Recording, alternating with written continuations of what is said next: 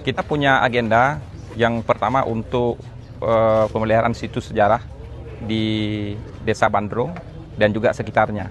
Jadi lokasi Bandar Khalifah yang disebutkan dengan Kerajaan Perlak itu, kita sudah usulkan permohonannya ke pusat, ke kementerian terkait pariwisata dan kebudayaan. Ada beberapa persoalan kendala di lapangan yang akan diselesaikan nanti oleh pemerintah, termasuk persoalan tanah dan persoalan kepemilikan yayasan. Nah, untuk sementara waktu 2024, pemerintah juga sudah memugar makam Sultan Maulana Abdul Aziz Shah ini di Desa Bandrung.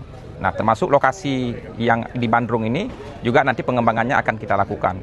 Tapi sebagaimana saya sampaikan tadi kepada para tokoh masyarakat, kepada camat dan mukim serta gisi, untuk duduk rembuk dulu apa kira-kira yang paling tepat untuk dibangun. Sehingga saat dibangun oleh pemerintah itu tidak terbengkalai dan berfungsi dengan maksimal. Nah, jadi upaya promosi termasuk tadi yang saya sampaikan, yang menemukan jejak kitab Idahul Haq sebagai petunjuk sentral sejarah Kerajaan Islam Perlak itu akan kita beri bonus 100 juta rupiah. 2026 ini kita akan gagas film dokumenter ya terkait dengan sejarah masuknya Islam di Perlak ini, Islam pertama di Asia Tenggara. Nanti film dokumenter itu akan memuat terkait dengan data, kemudian para tokoh serta lokasi. Oleh karenanya kita minta kepada para tokoh masyarakat, saksi sejarah yang menyimpan alat bukti, kemudian artefak-artefak sejarah yang ada di Aceh Timur untuk memberikan nantinya kepada pemerintah sehingga bisa didokumentasikan dalam bentuk film dokumenter.